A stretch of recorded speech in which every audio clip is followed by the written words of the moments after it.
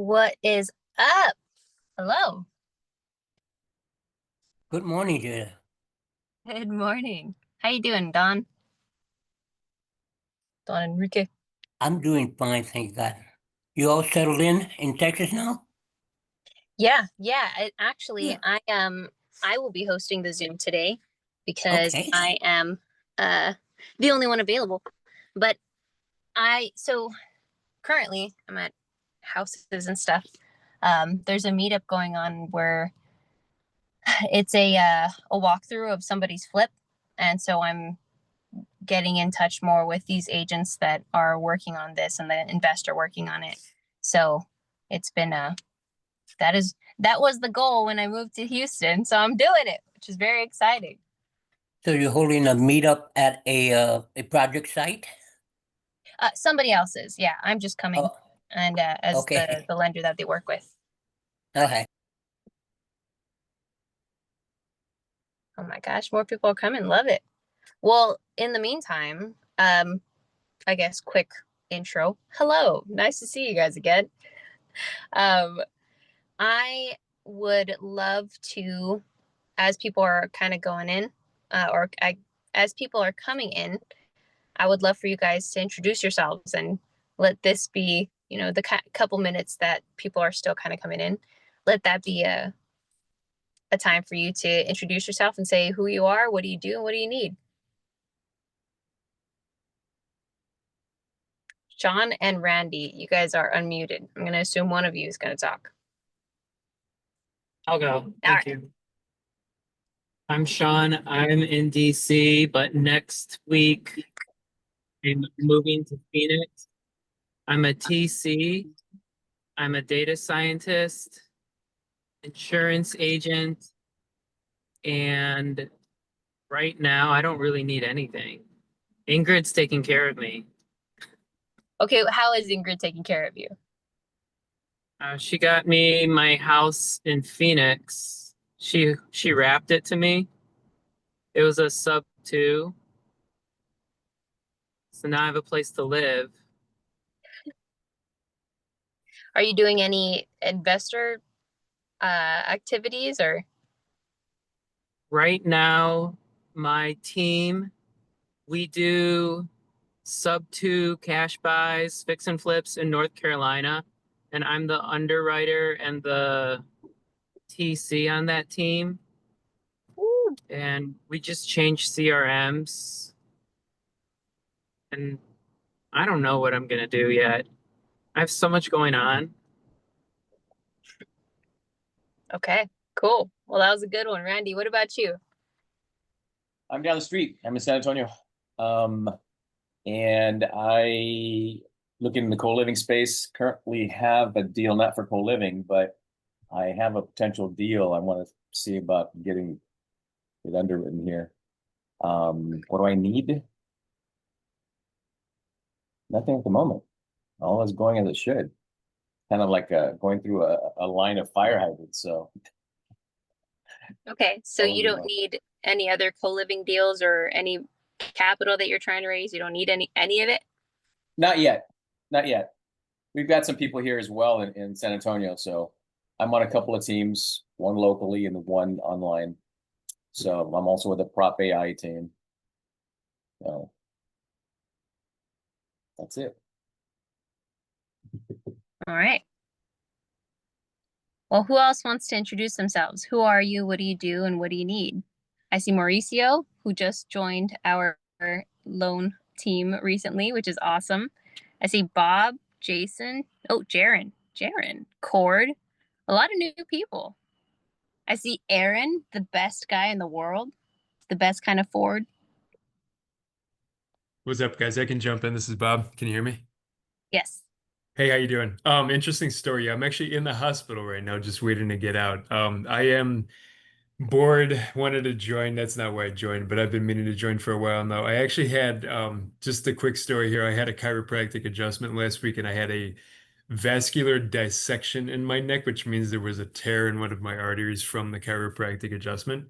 So, it's like a 1 in 20,000 type chance, and I could have had like a stroke or something. So, but basically, I'm fine. I'm on a blood thinner. So I'm sitting in here trying to take as much as I can, and because I'm feeling fine, I'm just waiting for the blood thinner to kind of like normalize right now. So it's a safety precaution, but can't go outside, can't really do anything. So joining some Zooms and reading up on stuff. Oh my God. Yeah, Well, I'm glad you're okay. thank you. Good Yay. times. Yana Goodnight introduced me to the group a few weeks ago. I haven't joined yet. I'm in something like 14 deals at the moment. I just kind of wanted to see what's going on in this group. What I can offer, what I can learn from you guys. So I'm just here to kind of take it in. I love that. Thank you, Bob, and welcome. Thank you. Well, so kind of a quick summary of what I said earlier. So I'm going to be running the Zoom today, and I am mobile, unfortunately. Things happen. So I will do my best to try to help with some underwriting, or at least kind of reviewing a deal. I know, Randy, you had one. Other than that, so my name is Jada, for those of you that are newer and kind of just coming in or have come here only a couple of times. So I am one of the co-hosts of this Underwriting Power Hour that happens every Saturday. Generally, we're focused on underwriting your deals, just having people come in, being able to connect with each other, being able to bring deals or look at deals that we're analyzing for investors. Now, for me, what I do and what I need is I do DSCR loans. So I work with Step Up Capital, which is Chai's hard money lending company. So of course, we do hard money lending, but I run the DSCR department. And for those that don't know what DSCRs are, that's the theme for today as well. So I want to take a quick look at, Randy, your deal. And then for anybody else that has a deal, let me know in the chat if you had a deal that you wanted to take a look at, and we can see if we can do that. Otherwise, please come next week. So yes, so I do DSCR loans. Those are loans that don't look at your personal income to give you a 30-year loan on your rental property. Instead, it's going to look at the rental property's estimated income in order to qualify it for the loan. So there's a lot that goes into that, but essentially that's what I do. So when people are doing the BRRRR method, when they're buying the property, renovating it, renting it, and then refinancing, I'm the refinancing. So hopefully that was helpful. Hey, Jada, Hello. on your DSCRs, do those go 30-year, 15-year options? And is there a maximum amount of DSCRs you can have?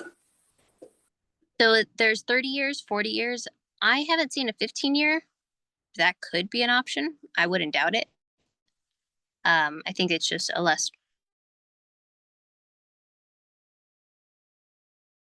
flexible, and no, there is not a limit on how many DSCR loans you could get. So with DSCR loans, at least you got to make sure when you're working with a specific company, or whenever you're working with a company or a bank to get a DSCR loan, you always want to ask them, is this going to be reported on my personal credit report? Now, the lenders that we work with, they don't. So because of that, your debt to income ratio isn't going to be affected. And again, there is no cap like on conventional loans.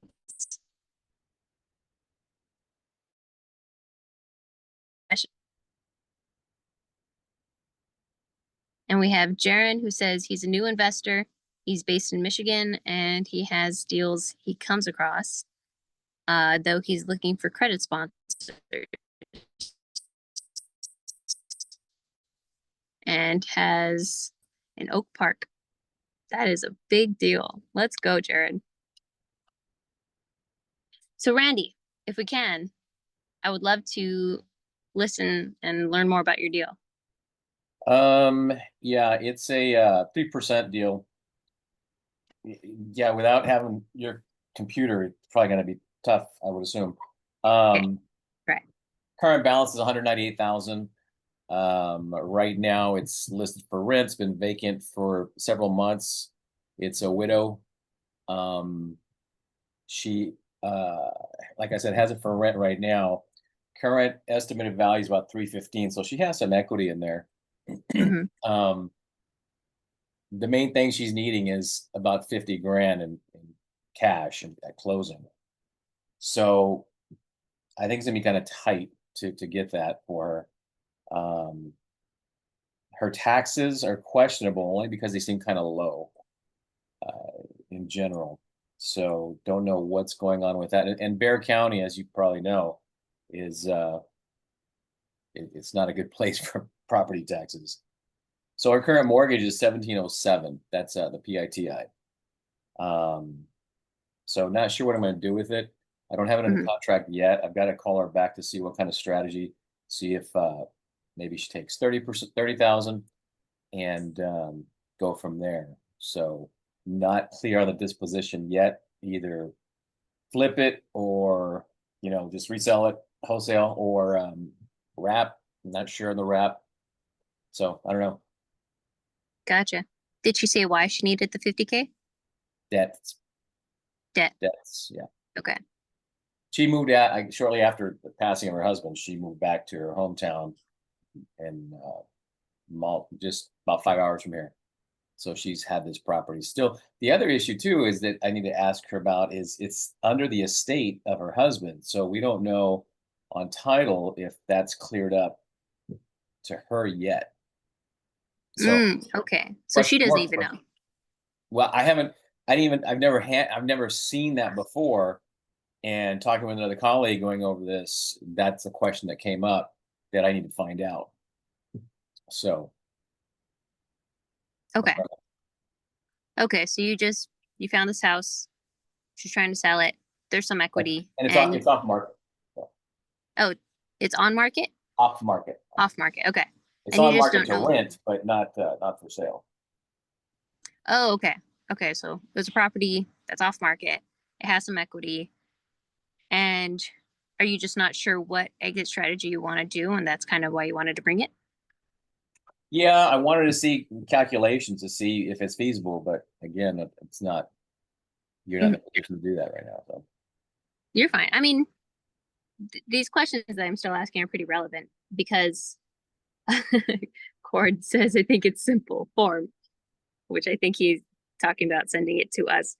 I mean, I think more than anything, we got to see, like, what do you mean? Is it feasible for? Is it feasible for a flip, for a wholesale? Like, what's your goal when you're coming Right, across that's this my point. I don't know which avenue it's feasible for, especially one because as it is now with 50 grand, with everything else, the closing costs, etc., and a commission, it's over 60,000. So that's well over 10% of the purchase price. Yeah, so that's why we're talking about probably pursuing 30,000 for her cash, maybe interest only payments. So just haven't decided which route to go. I'm going to be calling her later today to discuss options. She had no clue about anything. She just wants to sell it. But main pain point is her debts that she needs to take care of. Okay. And are you trying to keep this or are you trying to sell it? Well, it's not going to work for a co-living. It's got an HOA. So it depends. I mean, if I could do a wrap on it and it's feasible with the market, then yeah. Right now she has it, and that's the other thing. She wants all that money up front, but yet she has it for rent listed at 2,000. Well, she's not going to get a whole lot of money quickly with that. And even then, her net from that is maybe a few $100s after her mortgage. So. Oh yeah, maybe. Yeah. So that's some ammunition for me to go back to her to talk about. So I don't know. I don't know if I'm going to keep it. I don't know if I want to wholesale it.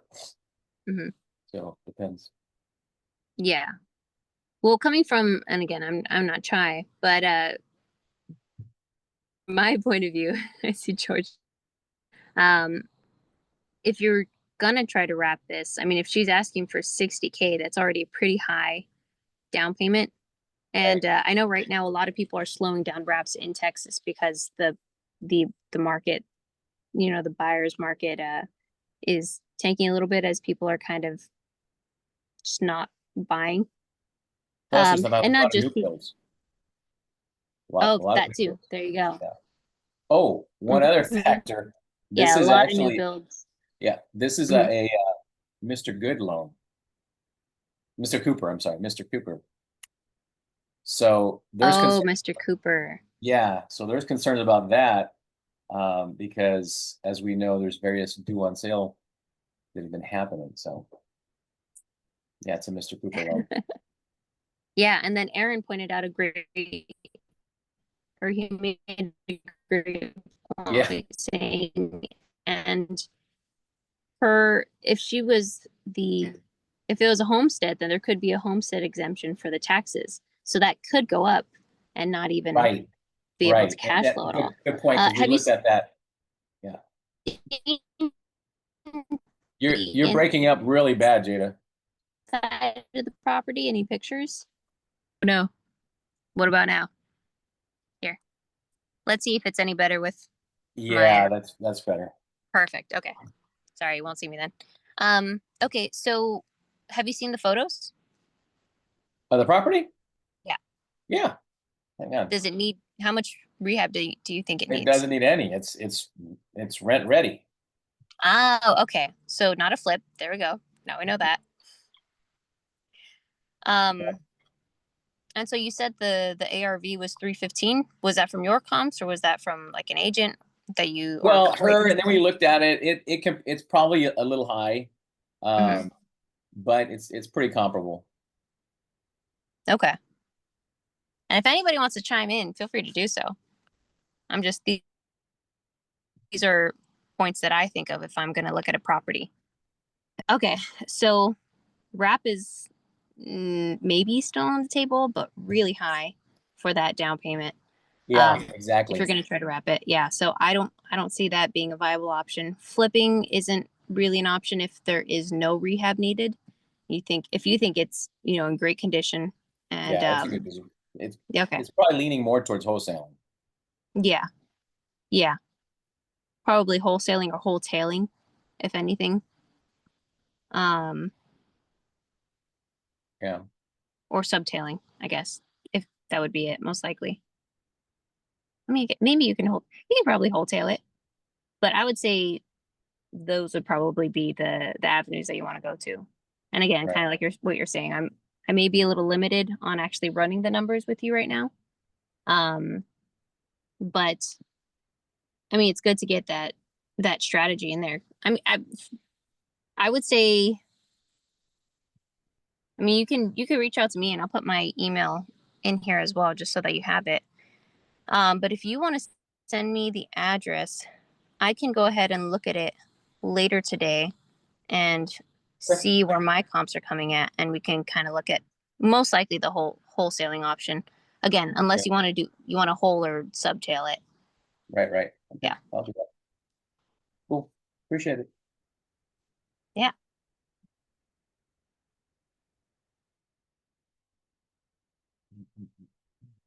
Cool. Well, does anybody else have a deal that they want to talk through today? Cord said he helped a buddy resolve a home ownership issue with the death of his mom. Oh wow, there you go. Yeah, a lot of probate stuff. Yeah, so that's definitely a good question, Randy, or a good thing that you're going to go and ask her about afterwards. Okay, well, it's a little weird since I don't have my camera, but we move on. That could So overcome. today I'm able to, yeah, absolutely. We persist here. But today is kind of a Q&A, and for me, I'm more of the DSCR specialist on the team. So for those that want to talk about loans, want to talk about DSCRs, or want to just talk through their deals, let's do that today. Sí se puede. I got a question, or more just an observation. As I'm meeting a couple buyers that are utilizing the DSCR loan, Jada, as far as telling me, hey George, I want to buy properties in Houston, preferably turnkey. And if the seller's willing to take half Mhm. or a little bit less, what I'm gonna do myself and a couple other buyers that are already pre-qualified for DSCR loans, being able to give them that potential 50% down, and then see Mhm. if they're willing to hold on to the back end for maybe 7 years and balloon them out.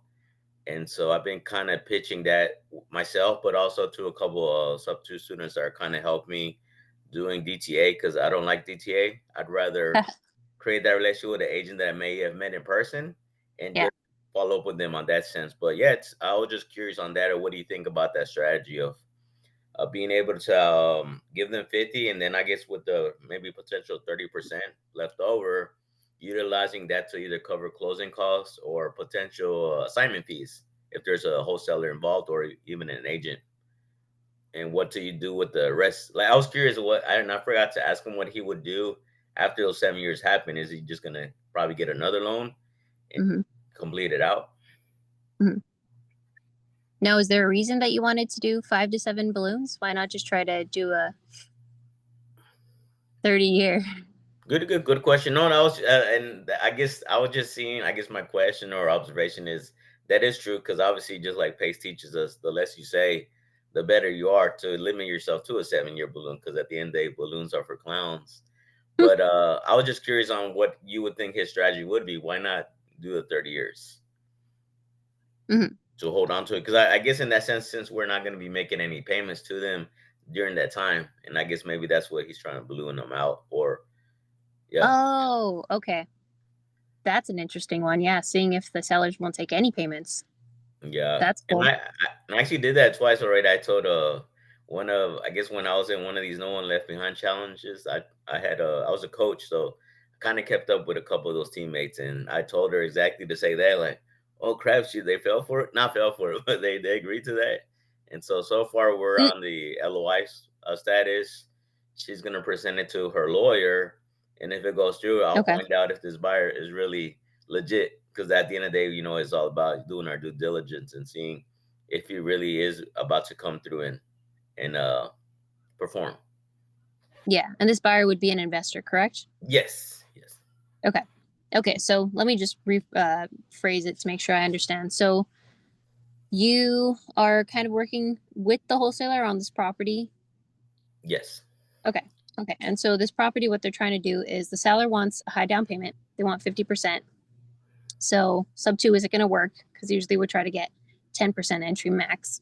So yes. you're wondering if you can get a DSCR loan so that you can cover that half of it and then see if the seller can carry back the other 50%. And you don't make any payments until, 5 to 7 years. And then maybe at that point, you'll have the funds to pay them off through some type of means. True, yeah. More Okay. not myself, but having that potential buyer that I met this week Yes. through it and see if that really works based on your Yeah, exactly. experience. Hmm. Yeah. Have you heard of the Morby method? Yes. So that's the Morby method right there, but just a Gotcha. Okay, creative way. I'll just clarifying that. Yeah, the Vormy method and me being that a lot of people are using that, but by having those people lined up. But yeah, I was just curious on how that because I was curious on doing that with a personal property. Actually, my uncle bought a property for my dad, and he's renting it out. So I told him, "Hey, Dad, why don't we use this method? And I can buy the property." But he's got a little bit of pride. He's like, "Well, that means I'm gonna rent to you, like, bro. When you die, you're gonna give me the property anyways. Might as well just do it this way." And so it takes some time to not it's not my job to convince him, but it's just to throw that idea out there. Mhm. And he's kind of pondering on it to where, let's do it that way. That way, with the excess amount, we could possibly put it into another Exactly. real estate project. Yeah. Yeah. And I just want to make sure that everybody's kind of understanding the situation. Put a 1 in the chat if you're following what me and George are talking about and what we're saying and kind of my rephrase. Put a 2 in the chat if you're not quite understanding what we're saying so that I know if I should clarify. Okay, we got a couple 1s, but we have 18 people in here. I want to see more 1s and more 2s. Let's go. 3. Cord, Oh, you were fantastic. Okay, 2, Trayvon. Thank you, Bob. Randy. Okay. Okay. So we'll do our best with our words because I can't whiteboard this. But I do want to make sure that I'll try to quickly simplify it for those that maybe need it. So, oh God, there's a truck coming. Sorry, guys. Okay. So essentially, there's a property. Let's make Let's it say easy. 300K. So it'd be easy. Half of that is 150. You're Yeah, gonna lend like 210, something like that, 210, 220, depending if here, it's 70%. let's make it easier. 100K. So 100K, let's say okay. you had a property that's $100,000. Now, normally, if you're going to want to get terms on this property as a sub two, you would want to get like a 10% entry fee. So you want Right. to say like, hey, seller, the highest I can give as a down payment plus closing costs and all that is $10,000. That's 10% of $100,000. Now, in this scenario, the seller said, I can't do that. I need 50% down. So I need Right. $50,000. So that's half of the purchase price, which is a lot. People don't want to pay half of that. Right. So, but she's flexible because she says, I just need half of it now, and I maybe can be flexible with the other half. So essentially what me and George are saying is, hey, we can use most likely a loan. Now, in this case, we're saying a DSCR loan. Now you can probably use other kinds of loans like conventional and X, Y, and Z, but DSCR loans, like I said earlier in the Zoom, they're best for full-time real estate investors, for 1099 workers, for small business owners, really anybody that doesn't have a W-2 where you're, you can get qualified for W-2 because now you have to give tax returns and pay stubs and bank statements and go through your personal income. And so what if you can qualify for a conventional loan, but you don't have the income to qualify for that $100,000? So the reason why we're looking into a DSCR loan is because a DSCR loan doesn't do any of that. The DSCR loan will look at the property and look at what it's going to be valued at, the appraised value. So if it says, hey, yeah, the value is $100,000, cool. And then the DSCR loan will look at the estimated rental income of the property. So if it's saying, hey, your estimated or the estimated rental income will be about $2,000, and your mortgage with this $100,000 property will be about $2,000 or less a month, then the home qualifies. And boom, that's it. It's that easy, rather than a conventional loan that's looking at all your different paperwork and income and all that different things. So that's why we're looking and talking about a DSCR loan right now. So again, back to the scenario, $100,000 purchase price, 50K down to the seller. So we're asking, can we do that? Can we get 50K down, or can we do a DSCR loan for 50K and then have the seller just carry the other 50? So the answer is yes. So Pace Morby kind of coined the term Morby method when it comes to these kind of properties. Other people call it the reverse seller carry.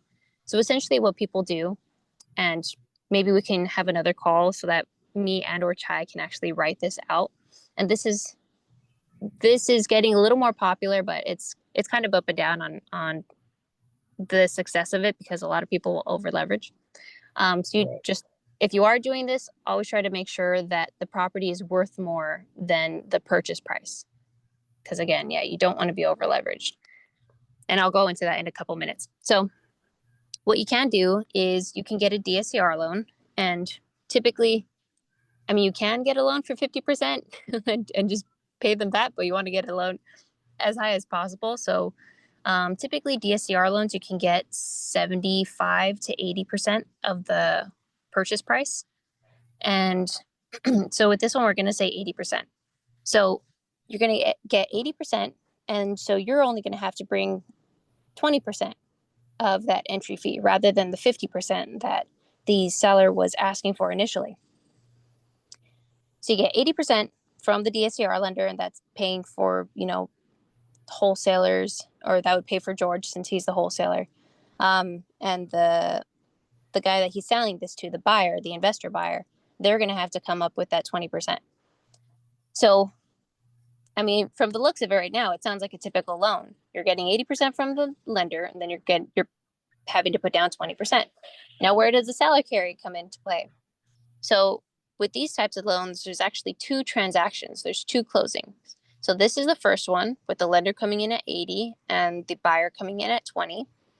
And then you're going to have a second transaction after the first one closes where the seller will, because the seller's going to get 100% of that.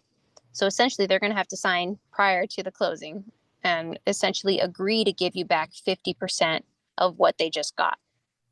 And so they're going to get paid that 50K, because they're still going to get that 50%, but they're saying, hey, the other 50K, I'm going to give it back to you, and you still owe me that 50K, but now I'm going to seller finance that 50K to you.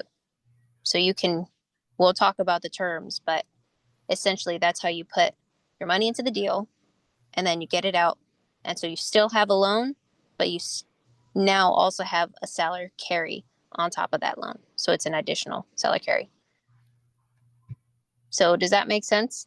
Put a 1 in the chat if it does. Put a 2 in the chat if it does not. You did so good and call it the Jada method. Oh my God. No. But I would Pace has rather a have.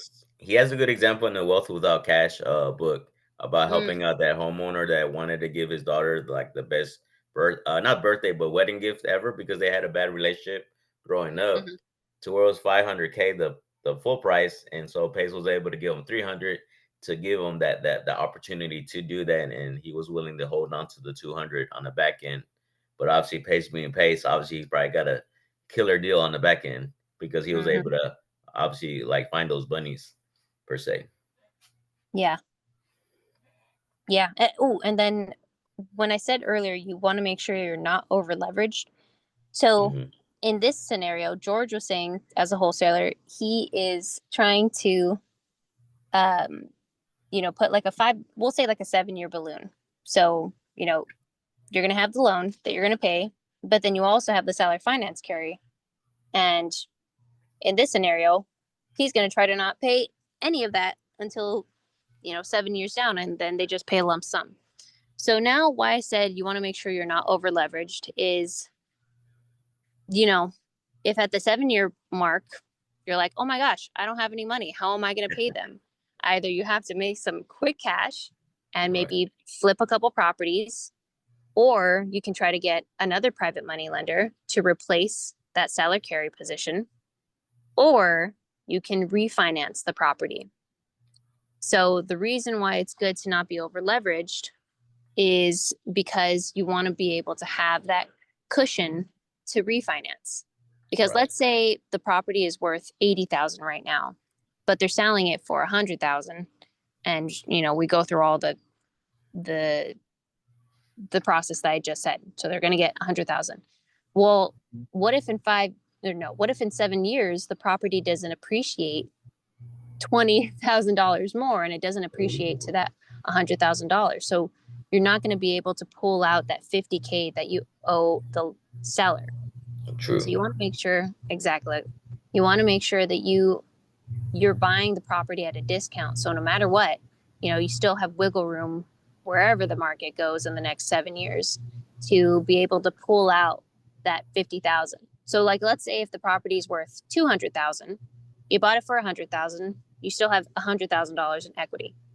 So you have the option to do a refinance, and you can refinance the whole thing. So now you can just have a 100K loan, for the most part, or you can just refinance and take it, or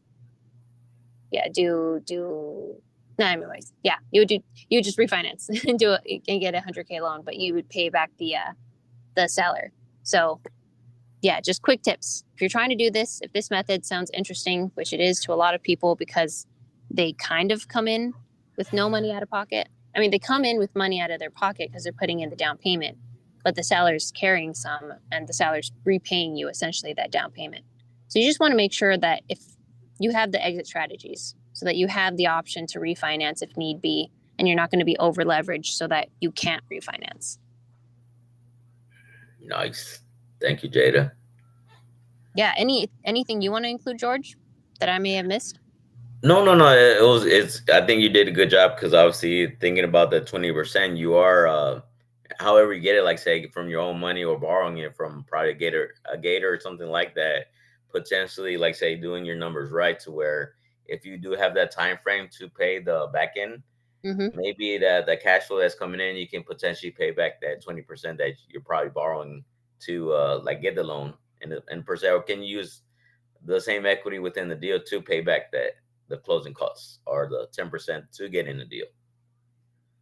I don't know if I confused you or I confused myself. Say the part with the equity again. Yeah, like right now, for me to get the the 100K DSCR, well, no, the 80%, I have to come in with what, 20, maybe 20K. 20K, yeah. Gotcha. And typically, if I don't have that 20K, and I ask Randy, hey, Randy, you have 20K? And he's like, I got it, but I'm gonna have to charge you an interest rate. And so by being able to push the back end with the original seller, maybe by doing my numbers right, whatever I'm doing with the property, like a pad split, maybe I'm able to pay back Randy quick that the money he let me borrow per se. Yeah, exactly. So with this, if let's say George George and Randy were working together, and Randy said, "Yeah, I'll put down the 20% for you, George." Right. So in these kinds of Morby methods is what it's called. When the seller on the second part of the transaction, on the second transaction, when they're returning the funds to you, they're going to return that 20% to repay Randy. So Randy isn't going to be on the note or like have a loan out for several days or weeks or months or years. Yeah, the point of those is so that it's a quick double close for Randy. Gotcha. Yeah, and Okay, that makes the sense. only thing with those is you just have to make sure that you have a good lender that will allow that, because a lot of lenders, especially now, those that were pretty like okay with that, are just getting a little more strict on their guidelines with having people like Randy, transactional lenders, come in for the down payment. So I'm sure there's ways. I'm not promoting it. I'm not condoning anything. Right. I'm just saying that that's a method that I've heard. But other than that, I know that other lenders are fine with the Morby method or reverse seller carry. Got it. And I guess it goes back to what we always mention or preach is the networking, getting to know many lenders, seeing how they work and how they structure their line of business or structuring these type of deals. Exactly. Yeah. And that's where you can, it's great to have your own connections. In direct connections, that's always a benefit, but there's always also the benefit of coming to these calls, because you get to meet me, you get to meet Chai, you get to meet other people that I specialize in DSCR loans, so I'm the one that's putting in the effort and the work, finding these lenders, asking these lenders these questions, and making sure that the process goes smoothly. So I just want to throw that out there as well, because I think a lot of people, and really I say this because I know I get overwhelmed if I'm a new investor or if there's a new strategy that seems really beneficial, but now it seems like, oh my God, I have to put in all this work to find all these lenders and so it just seems overwhelming. So I just want to make sure that you guys know it. Don't be overwhelmed. We're here to help you, and we're here to essentially put that work in for you. So just for me, I would say lean into your strengths, lean into what you're doing best. So if George is best at negotiating these deals and closing these deals, awesome. Let me be the best at getting you the right lenders and walking you towards the process, and then find the next person who's best at their thing to make sure that your deals are just smooth and continue on. So thanks, George. No problem, no problem. Thank you. It's just obviously like hearing it a couple times, like you're saying something's new. It's like, who do I go to? Like, oh man, I remember seeing Jade on this one underwriting Zoom. Let me reach out to her. Maybe let me see what time she has for me. Let me book a call with her on her calendar and just have a one-on-one, and then have those questions lined up to where more than likely you'll know the answer. And like you say, if you don't know it, you'll be able to guide them the right way. Like, oh, this sounds like more like a shy question or Amy question. Let me connect you with them, or let me get the answer for you down the road. Yeah.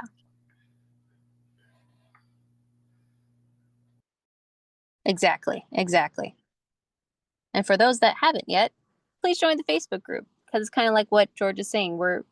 There are a ton of people in the community, and it's not just me and Chai and Amy. It's also George and Randy and Aaron and Sean and Randall and all these different people. Cord just asked, can you use DSCR for co-living? Yes. You can. 1,000 There are times different yes. ways to do it. Yeah, Hey guys, how are you? 100%. What's up, Hey, Shy? Jada. We got What's China. up? Okay, you wanna meet someone special here? Celebrity. I'm hanging with the Oh, celebrities of Arizona. oh man. Oh Your yeah, net look at worth her. just went up. Your net worth doubled up. Ooh. For those that don't know you, Ingrid, can you introduce yourself? Yeah, I'm Ingrid Hernandez. I've been a real estate investor for the last 4.5 years.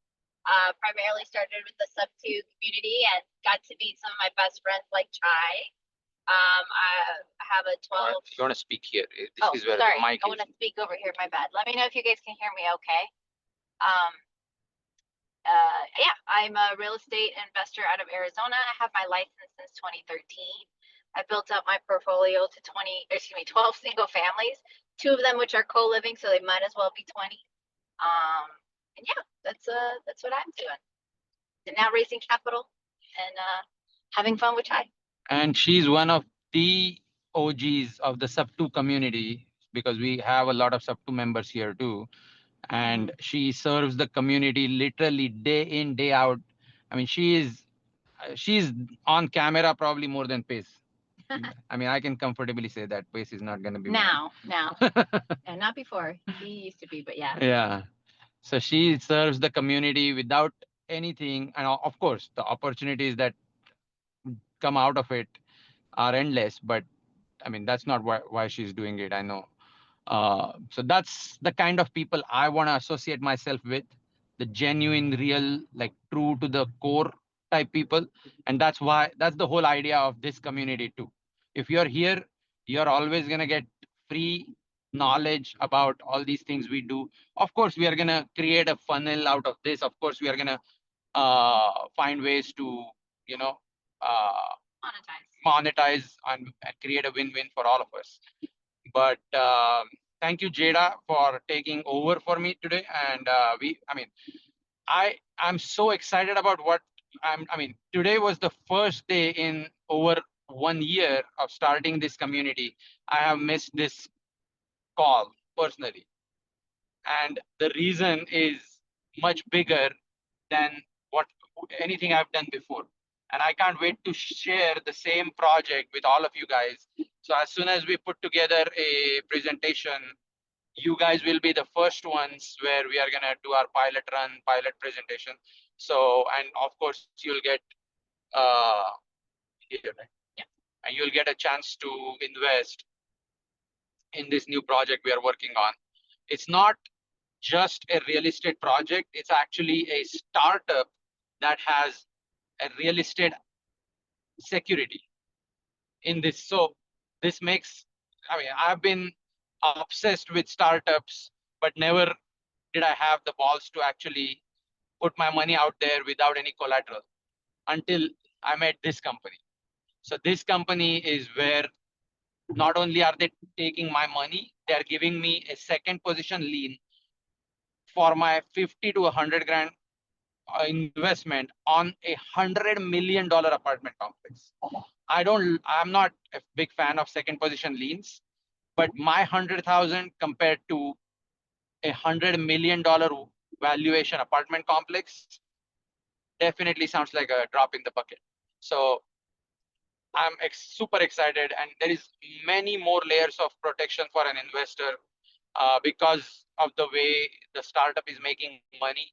And it's not just a startup, it's already cash flow positive, making 50 grand a month for these guys. I mean, putting money in their pocket after paying for everything, including reserves for future equipment and rentals they are doing. So he told you he was going to tell you about it later. I already told you. He's a liar. He's already giving the secret sauce. So just be ready when we have something that's like concrete and really beautiful to show you. So just get excited. Just get excited while you're waiting for all this. No, but yeah, I'm serious. I'm super excited about it. And I can't hide my excitement. I mean, I'm not one of those guys. I have to show whatever it is. So just wait for it. I don't want to give away everything that Ingrid's doing for this project. That's what I'll keep for the actual unveiling of the project. So Well, keep on, I mean, continue with what we are doing, Jada. I will be in and out or listening at least. No, that was great. Thanks, Chai. Thanks, Ingrid. I mean, really, we're just kind of going over, everybody's questions. So George had a great question about what turned out to be the Morby method. Does anybody else have? We even read through Randy's situation. Does anybody else have a deal or a question or anything about DSCRs? It doesn't Jada, I have to have be a DSCRs. question.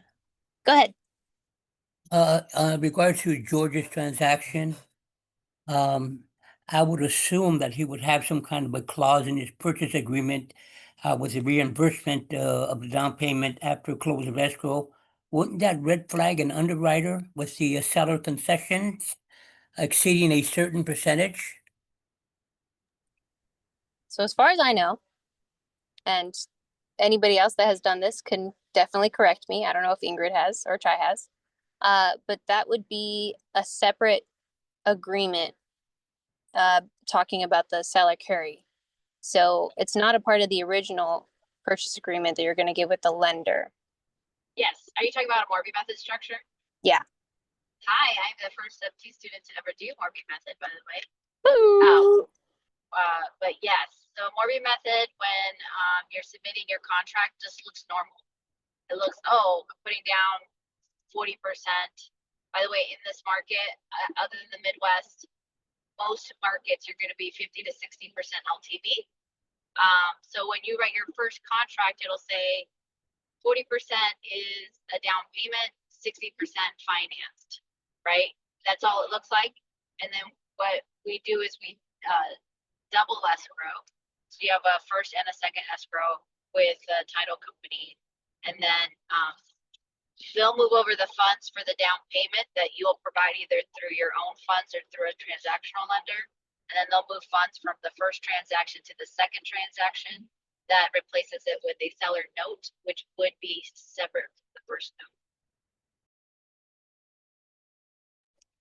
Did that answer your question, Don Enrique? He wasn't very clear when he came through. I would just see what the comments are. But what is he stating not to disclose a CLTV to the initial investor because of a second escrow? But because I would think that the purchase agreement should show a seller carry back, whatever it is, to do a CLTV to exceed the LTV limits on your DSR loans. So it really just depends on what DNCR lender you're working with. All right, that's the best I can answer that. Yeah. Yeah, there's some. Go ahead. There's some lending companies that actually don't care as long as you're putting 10% of your own money down, as an example. So if you put 10% of your own money down and the seller will carry the other 30, and then they'll put their first position for the 60, they don't care. You can write that and not have to worry about that, the double escrowing. Okay, thank you.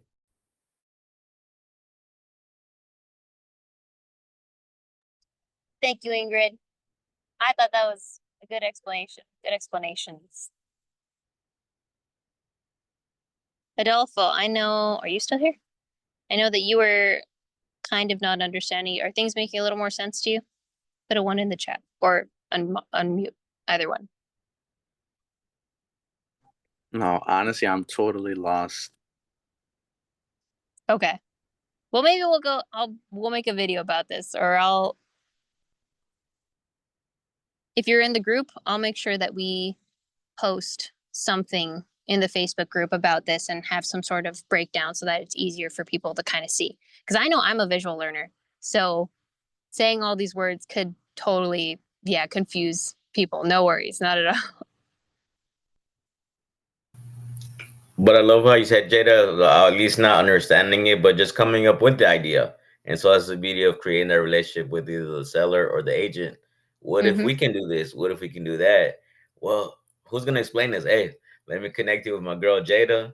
or Ingrid that has done this, and see if it she can verify those questions that you may have. But knowing that, you know, I don't work by myself. But yeah, I guess for Adolfo, I think we connected, and obviously I have two potential ones that I'm going to be part of. So obviously, like you said, Jada, being that visual learner and kind of seeing it and kind of sharing the journey as well. That's what I kind of like to do. And like I say, just be a student all the time. And so I'm willing, if I go through all the way. So it's just step by step so far on my end with the two potential Exactly. ones. Which I love. George is a huge action taker. That's what you want to be. You want to learn, but you also want to take action. Make sure you're not just analysis paralysis. Right. Thank you. Thank you. Yeah. Fall in your face and like, oh man, that hurt. But what did I learn from it? Let me keep Oh, moving. yeah. I think we've all had just bad things. When I was first starting out and when Pace was first doing Gator, I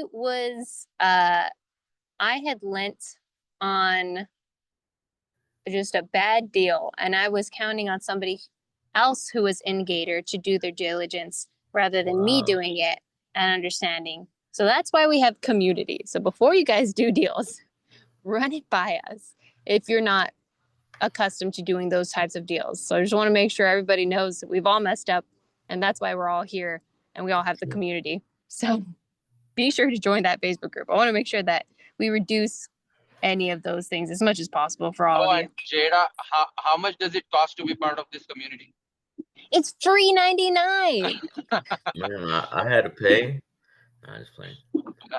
It's free. Like, please, there is no reason why someone would not check their deal with people that have done this before when they are jumping in to that deal for the first time in their life, or Yeah. even second or 10th or 100th time. If there is any doubt whatsoever, come to this call. We are always here every Saturday. We have committed 1 hour, but we almost always run over 2 hours. And then there is a bunch of other things coming in the pipeline that you can take advantage of. And I personally, this is where I shine, like underwriting other people's deals. And this is where I was able to, using that skill set, I was able to add a ton of value to Sub2 community. In fact, when I first joined, I had already done deals. So I was already a seasoned investor. And when people started asking questions, the word got out and people would call me like one-on-one. And then I went up to Pace telling him, hey, this is what's happening. I'm tired of taking like phone calls from individual person telling them the same thing. So why don't you give me a spot where I can tell your students to come and talk about it so everybody learns.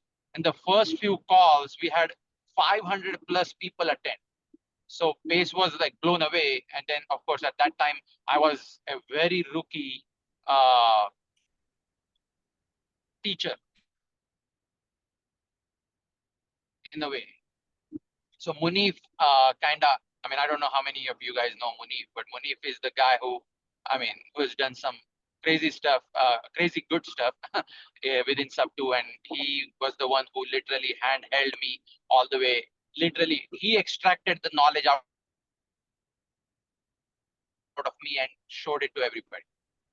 So it was amazing. So I feel like underwriting is the backbone of any investor's success, whether they like it or not. Okay. And I always tell this, and I like to remind on every phone call that it is only elementary level math other than the mortgage payment calculation, which there is at least a million websites that spit out a mortgage payment based on the variables you give them. But other than that one formula, everything else is elementary grade math. Okay, everybody already knows it. Okay, people are lazy because they have convinced themselves that they are not the numbers guy. And it's really, the numbers part is only like 25% of what underwriting is. The rest of the 75% is actually you. And most of the people fail there because they don't know themselves. And that's where we help people. Okay, what is good? If you send me a deal same deal may not be good for Ingrid or Jada. I can do, I mean, Pace can do deals that don't ever make sense to anybody. Just because he makes so much money, he has to buy a certain amount of real estate just to offset his income.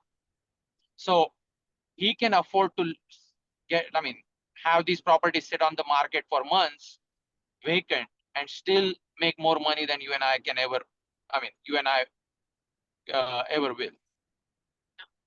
Next one over there. But anyways, that's just come bring your deals here, and if you don't like it, if you're not the numbers guy, I want to be your numbers guy forever. Sorry, Jada, hijack your thought process. You're all good. I'm agreeing with what you're saying. I hope you guys are too, and understanding the value that honestly that Chai brings and that we bring as a community and that each of us bring to the community. So please use it. Chai, question for you. Cord asks, what do you use as an IRR in determining the offer to make? He's using 20%. I would love 20% IRR, but remember, so this is one of the nuggets that I learned from some multifamily investors I used to look up to back in the day. 14.4% or something. If you get that much IRR, okay, IRR and ROI are two different things. IRR is basically if you make certain amount of compounding interest, when will your the compounding interest rate is used to calculate IRR, and simple interest is what's used to calculate ROI.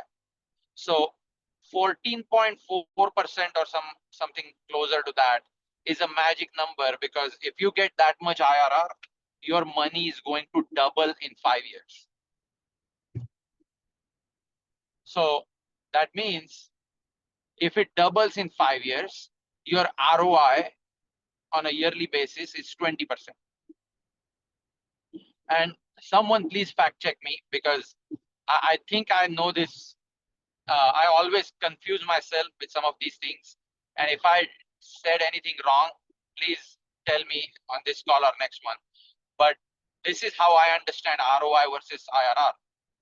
Okay, so a lot of times you will hear people using these terms very loosely. Just like people call me PML. I'm not a PML. I am a hard money lender.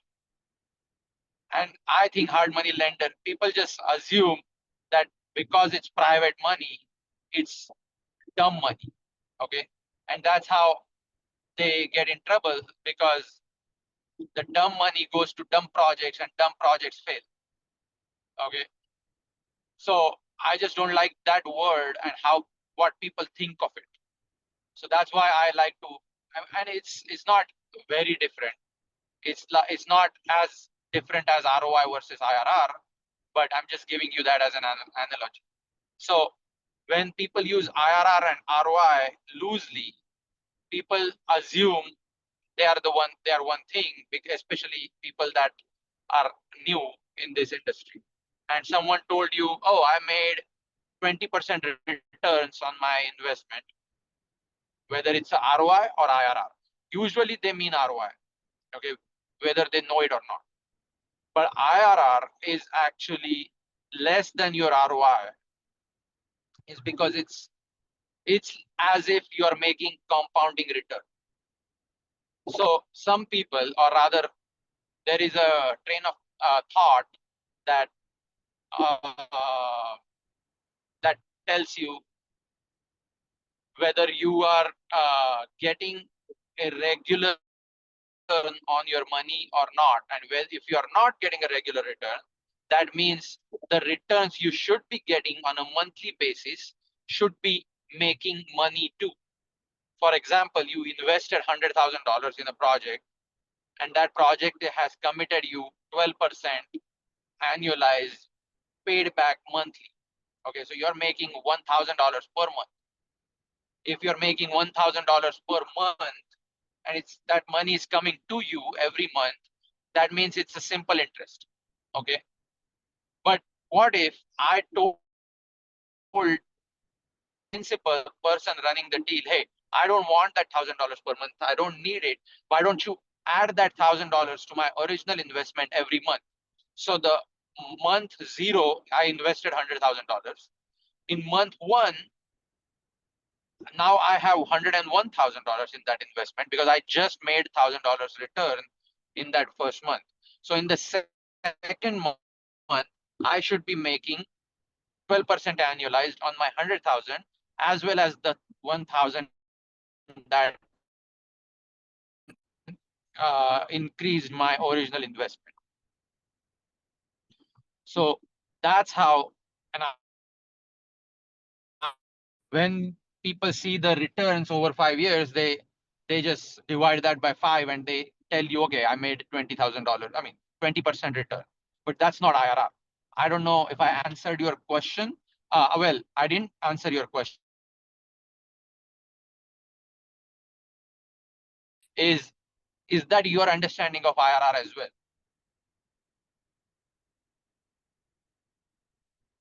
It's a question. Yeah, yes. Yeah. So I'm using the Excel to kind of get what my initial kind of valuation is, the fund over time, and then also the built-in equity. A lot of the deals I'm finding are kind of principal pay down deals, currently. Yeah. Got you. Yeah, so you do understand IRR, but I just wanted to make sure everybody else does, because most of the times people confuse IRR for ROI, and I just wanted to get that out of the way. But to answer your question in simple words is, my goal is always to have infinite returns on my investment, and I find it every day. That's because I'm highly integrated in all these communities. Everything that I do with the other members of the communities I'm part of, such as InGrid, it all connects or creates connections for me with thousands of people, and those people send me thousands of deals. I have no shortage of deals. In fact, I get better deals than most most wholesalers get every day. So, and that all understanding of finding good deals came from one thing and one thing only, is the understanding of underwriting. Okay, which is two things: understanding numbers and understanding myself. So to answer your question, I am looking for infinite return deals is because I can. Now, when I first started with some of these communities that I'm still a part of, they always told people back in 2015 that right now, looking at the marketplace, I think you can easily find a 20% ROI deal. 20% IRR is probably equivalent to a 30% ROI deal, which is hard. In today's date, 2025, you will be lucky to find a 10% ROI deal if you are new. If you're a passive investor, it's possible that the investors, the principals that are raising investment are promising a lot of numbers, high numbers, but they may or may not succeed.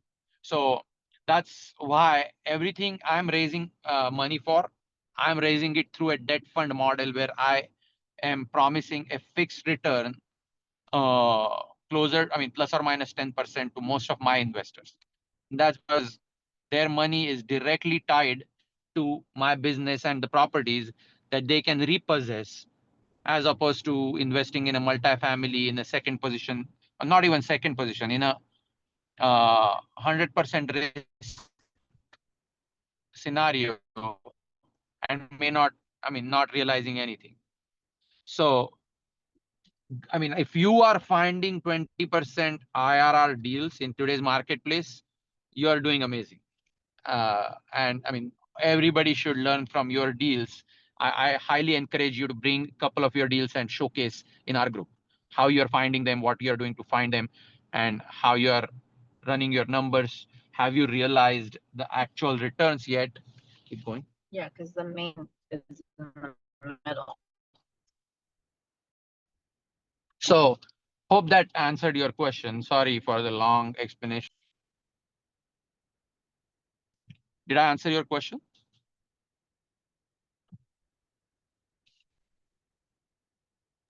Oh, Yes. sorry, if you're speaking, Sorry yeah. about that. Yeah, sorry No, about that. I know. Trying to get off mute.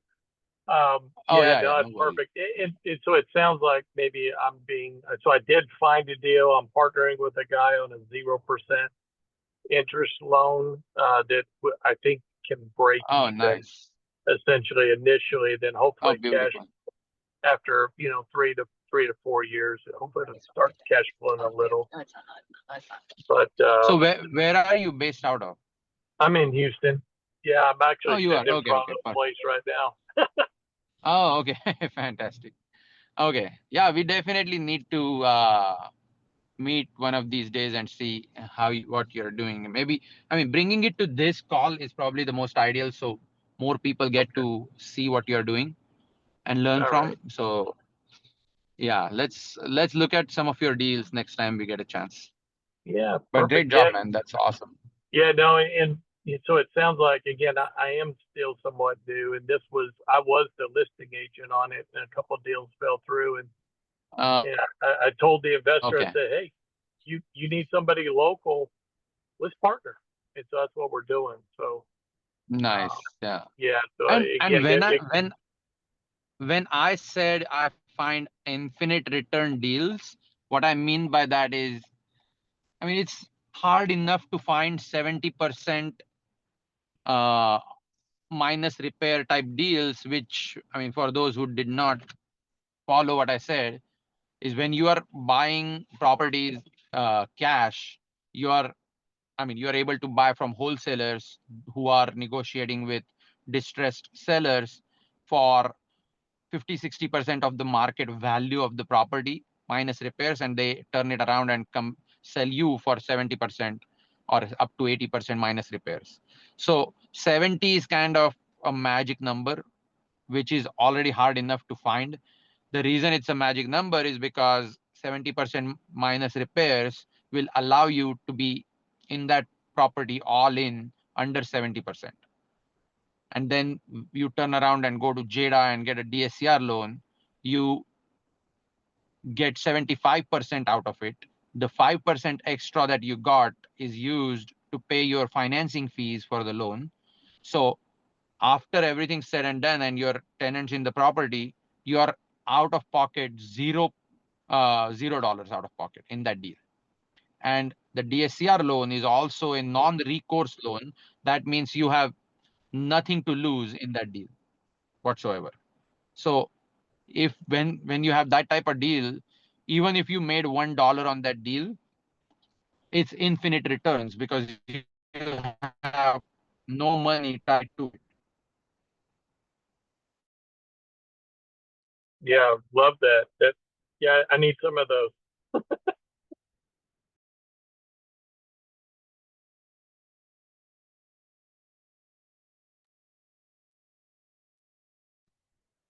We lost track. Yes. He was spitting too much fire. It kind of burned out the signal out there.